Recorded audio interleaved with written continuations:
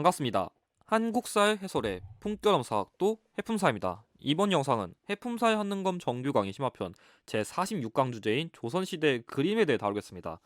이번 주제는 저번에 다뤘던 교육기관 유형과 더불어서 한능검이 좋아하는 대표적인 조선시대 문화 파트예요. 그래서 다른 시험은 모르겠는데 여러분들이 한능검을 준비하신다면은 이 유형이 상당히 좀 독자적인 유형이에요. 그래서 좀 뭐 수능이라던가 뭐 공시에서 이런 유형 잘 안 내는데 여러분들이 사진을 활용해서 풀어야 되는 대표적인 유형이기 때문에 여러분들은 이 유형 통해 가지고 관련된 대표적인 그림을 좀 눈에 익혀두지 않으면은 풀이하기 어렵지만 생각보다 여러분들이 그림만 몇 번 살펴보면은 문제는 쉽게 풀 수 있기 때문에 만약 이 강의는 여러분들 어렵다면은 그냥 시험 전날 아니면 이틀 전, 며칠 전에 그냥 한 10분 정도 가볍게 복습한다는 마음으로 그냥 그림만 빠르게 훑어보고 그 정도 힌트만 캐치하셔도 문제 푸는데 무리 없으니까 좀 가벼운 마음으로 살펴봐도 될 것 같습니다.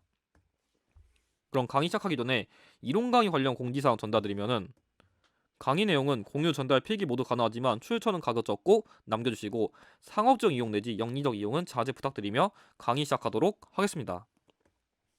자, 46번째 주제 조선시대 그림입니다. 시기는 역시 조선시대 전반이에요. 그래서 전기의 사례도 있고 후기의 사례도 있는데 솔직히 말하면 한능검에서 직접적으로 출제될 확률이 높은 거는 대체로 후기의 확률이 매우 높습니다. 난이도는 솔직히 여러분들이 그냥 대표적인 그림 몇 개만 외우시면 푸는데 무리 없어요. 제가 뭐 어떻게 조금 더 외우면 좋을지 그 힌트는 달려드릴 거니까 그것만 잘 따라오시면 문제 푸는 데는 크게 무리는 없을 것 같고 빈출도 한 제가 보기에 한 4, 5회 한 번 정도 출제된다 생각하시면 될 것 같습니다. 자, 그럼 학습 전략 제시하면은 첫 번째 조선시대 대표적 인물들의 그림을 구별할 줄 알아야 돼요. 그래서 이 유형도 저번에 다뤘었던 뭐 건축물이라던가 뭐 불상이라던가 탑처럼 사진을 활용하는 실질적인 마지막 유형이라 보시면 되고, 그리고 특정 인물 또는 화가의 호를 구별할 줄 알아야 돼요. 여기서 말하는 호라는 거는 조금 쉽게 말하면은 이름 대신 쓰는 그 좀 가명? 약간 좀 이름 대신 자기가 쓰고 싶은 일종의 그런 대리 이름? 그런 거 생각하면 돼요. 뭐 제가 지금 제 본명을 쓰는 게 아니라 해품사라는 그 좀 가명 쓰는 것처럼 그런 거라 생각하시면 여러분들이 이해가 쉬울 것 같아요. 그래서 이게 심화편의 특징인 건데 심화편은 이 호만 가지고도 문제를 풀어낼 때가 있어요. 그래서 기본편은 이렇게 하면 되는데 심화편은 이 호만 힌트로 주고서 문제를 낼 수도 있어가지고 각 인물 또는 화가의 호를 그래도 암기를 해두시는 것을 권장드리고, 특히 자주 출제되는 그림부터 확실하게 구별하시는 게 핵심인데 그 이유가 왜냐면 일단 출제 원리가 문제선 특정 인물의 키워드라던가 아니면 호가 언급되고 문제 정답에서는 다양한 인물의 그림들이 제시되는데, 그래서 일단 여러분들이 그림을 먼저 외우시는 게 중요하고요. 그리고 아까 얘기했듯이 특정 인물 또는 화가의 경우 인물의 호가 힌트로 언급되는 게 심화편만은 조금 독특한 특징이어서 이거를 외워두시면 문제를 정말 쉽게 풀 수 있어요. 대신 여러분들이 외우셔야 되는 게 자주 출제되는 그림이 앞으로 이후 기출에서 대체로 정답으로 그냥 그대로 나오는 게 많아요. 뭔 얘기냐면 최근 기출에서 여러분들의 조금 그런 혼동을 유도하기 위해 가지고 한두 개 정도는 여러분들이 모르는 그림을 줘요. 근데 제가 이전 강의에 말했지만 괜히 모르는 그림 어차피 제가 더 가르쳐봤자 출제자가 더 새로운 거 내면 그만이거든요. 어차피 그냥 모르는 건 그냥 버리시고 어차피 정답 키워드는 여러분들이 이 강의만 배우시면 엔간해서 명확하게 풀 수 있게 주는 경우가 많으니까 일단은 확실하게 포커싱을 가져가지고 괜히 공부 분량 안 늘리고 정확하게 공략하시는 게 중요해요. 그래서 괜히 또 안 나올 만한 거에 너무 집착하지 말고 일단 나올 만한 것부터 확실하게 공략하자 그 말입니다. 자, 그럼 먼저 핵심 키워드 이해 자주 출제되는 조선 전기의 그림부터 살펴보면은 일단 여러분들이 전기는 이 딱 두 가지만 외우시면 돼요. 첫 번째 안견의 몽유도원도입니다. 말 그대로 진짜 몽유도원을 그린 거예요. 공유도원. 그래서 이 그림 같은 경우에는 실제로 문제에서도 이런 식으로 가로로 조금 유독 길게 내는 그림이에요. 그래서 다른 거 같은 경우 이렇게 길게 안 주는데 이 그림은 유독 조금 가로로 길게 그리거든요. 그래서 뭔가 가로로 긴 뾰족한 산을 기억하시면 됩니다. 특징의 경우에는 안평대군이라 해가지고 한 조선전기 시기의 왕족인데 그 안평대군이 꿈에서 본 이상세계를 듣고 안견이 듣고 그린 그림입니다. 그래서 이 안견이라는 인물이 실제로 그 이상세계 몽유도원, 예전에 진짜 약간 우리가 지금 천국 가자 이런다면 옛날에는 그 몽유도원이 약간 좀 이상세계 이런 말이 있었거든요. 그래서 당시에 이런 식으로 이상세계를 그린 그림이 바로 이거다. 그래서 현재 이 그림의 경우에는 일본의 델리 대학에 소장 중이다. 이런 키워드가 언급될 수 있고, 다음 밑에 있는 그림은 강희안의 고사관수도란 그림인데 이거는 이렇게 누워있는 한 선비 같아 보이는 모습을 기억하시면 됩니다. 이거는 그냥 인간의 내면 세계를 표현한 그림이란 특징밖에 없는데 솔직히 말하면 조선 전기에서는 얘가 제일 잘 나오고 얘는 항상 오답으로 나왔어요. 지금까지는 아직 그 촬영의 기준으로 이게 정답으로 나중에 나올 수도 있는데 일단 오답으로 나온 게 되게 많았어요. 그래서 물론 전기 그림에 한해서만 얘가 잘 나온다는 거지 솔직히 후기 그림이 더 압도적으로 많이 나옵니다.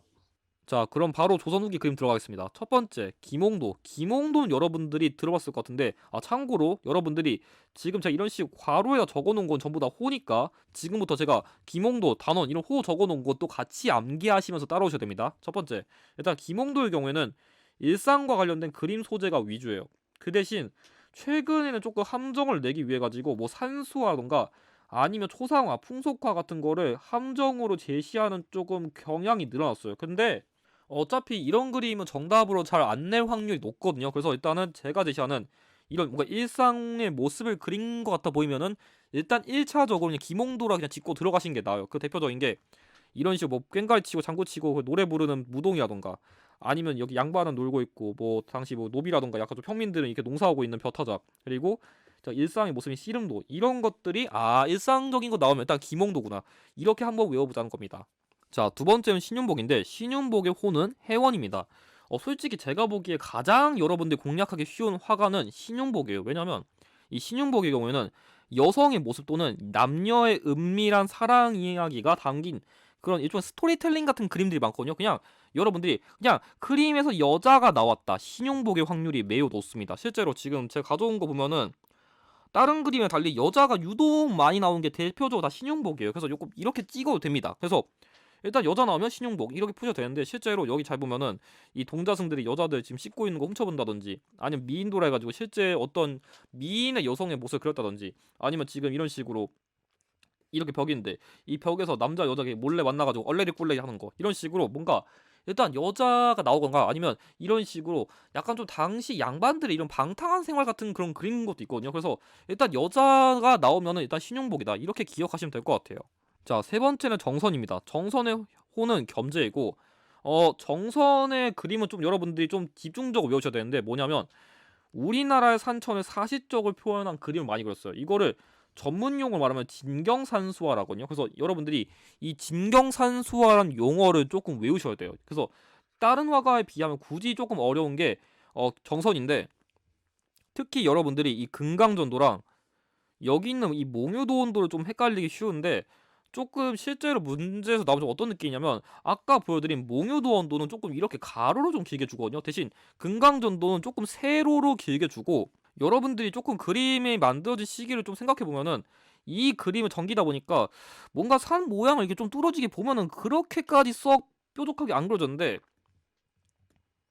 반대로 이 그림의 경우에 진짜 되게 굴곡이 명확해요. 그래서 전기엔 아직 그렇게 그림 실력이 발달하지 않아가지고 좀 뾰족뾰족 안 하는데 지금 이거는 거의 찔리면 진짜 아야 아야 거의 진짜 거의 이제 피날 것처럼 이렇게 뾰족하게 아야 아야 할 것 같은 좀 이런 그림의 특징을 조금 더 구별해서 조금 조금 더 그 각이 명확한 거 이런 게 금강전도구나 이렇게 구별하셔도 되고 그냥 가로 세로 가로 우리가 세로 가로 이렇게 안 하잖아요. 우리가 흔히 가로 세로 이렇게 말하잖아요. 그래서 가로로 길면은 전기, 세로로 길면 후기 조금 이런 느낌으로 잡으셔도 되고 특히 여러분들이 이런 식으로 정말 당시의 산의 모양을 이렇게 되게 예쁘게 그린 그림 그래서 뭔가 이 그림 같은 경우에 그냥 뭔가 투박해 보이는데 이 그림 이런 그림 같은 거 보면 되게 표현력이 훨씬 명확하거든요. 그래서 조금 이런 특징을 보고서 뭔가 조금 더 그런 기술적인 게 발달된 게 조금 더 후기겠구나 이렇게 구별하셔야 돼요. 왜냐면 실제로 기출 나오면은 이 몽유도운도랑 여기 있는 정선의 그림을 좀 구별시키는 문제를 좀 선지 구성을 많이 시키거든요. 그래서 정선 나오면 특히 이 그림과 구별할 줄 알아야 된다는 게 제가 그래가지고 지금 강조를 드린 겁니다. 자, 네 번째는 김정희입니다. 김정희는 제가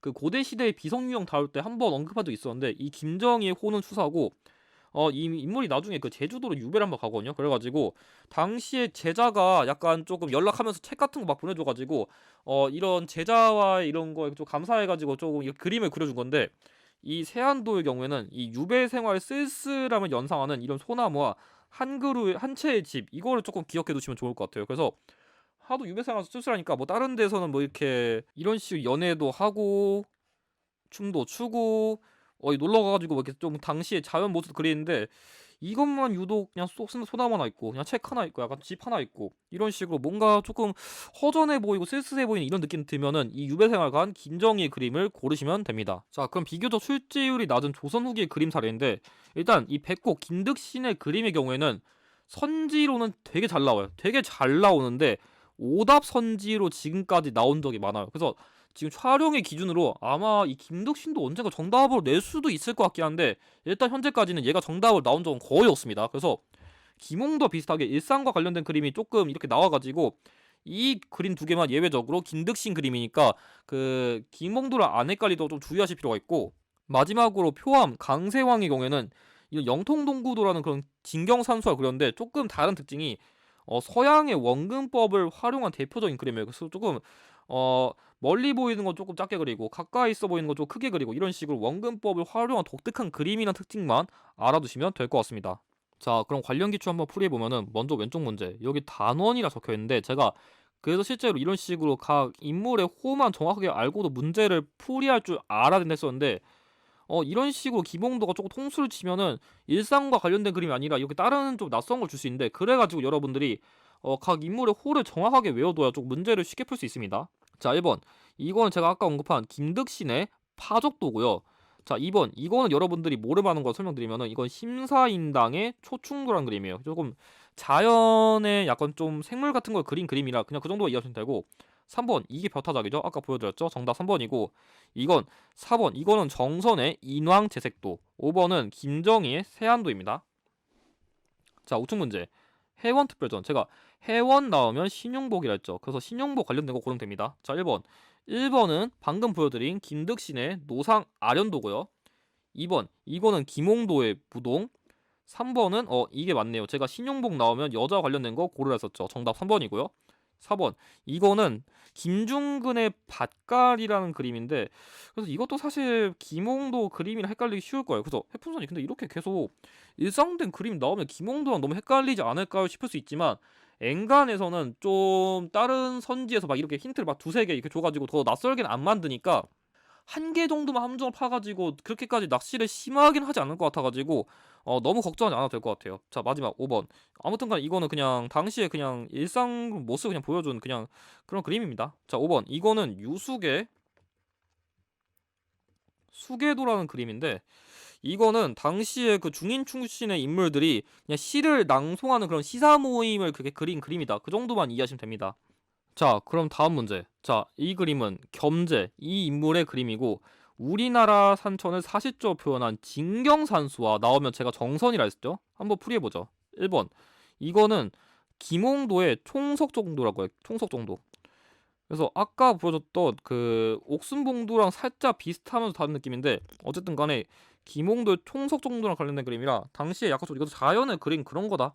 그 정도 이해하시면 됩니다. 정답 아니고요. 2번 이게 바로 정선의 그런 자연을 사실적으로 그린 인왕제색도입니다. 정답 2번이고 3번 이거는 강세왕의 영통동구도 4번 이건 김정희의 세안도 그리고 이게 여러분들이 헷갈리기 쉬운데 이게 바로 안견의 몽유도원도군요. 그래서 실제로 그림 보면 이런 식으로 몽유도원도는 이렇게 좀 가로로 유독 좀 길게 그려요. 그래서 너무 가로로 길지 않은 거를 이렇게 고르시면 정답이란 겁니다. 그래서 정답은 2번이고 마지막 문제 풀이하면은 자 여기 보면은 뭐 국보 제 185 그리고 추사 김정이 언급됐고 그리고 제자에 대한 그런 고마움을 담아서 그린 그림이다. 그래서 김정이랑 관련된 그림이 뭐겠어요? 아까 제가 강조한 세안도겠죠? 그래서 지금 이거는 이름이 나와가지고 혹시 심화편도 이렇게 문제를 안 낼까요? 할 수 있지만 이거는 기본편 스타일입니다. 기본편에 이렇게 이름을 주는데 심화편은 이렇게 이름 안 주고서 그림만 보고서 풀 줄 알아야 되니까 여러분들 이 유형은 조금 눈에 그림을 조금 익숙하게 좀 살펴보시길 바랍니다. 그럼 이것으로 강의 마치도록 하겠습니다. 이번 강의에서 활용된 자료 추천 다음과 같고 이번 강의에서 활용된 기출의 추천은 다음과 같습니다. 그럼 강의 보신 자 수가 적고 다음 47강은 조선시대 궁궐 및 문화산이라 여러분들이 정말 어렵게 느낄 수 있는 주제이기 때문에 조금 각오를 하시고 보시는 것을 추천드립니다. 영상의 내용이 도움이 되셨다면 좋아요와 구독을 부탁드립니다. 감사합니다.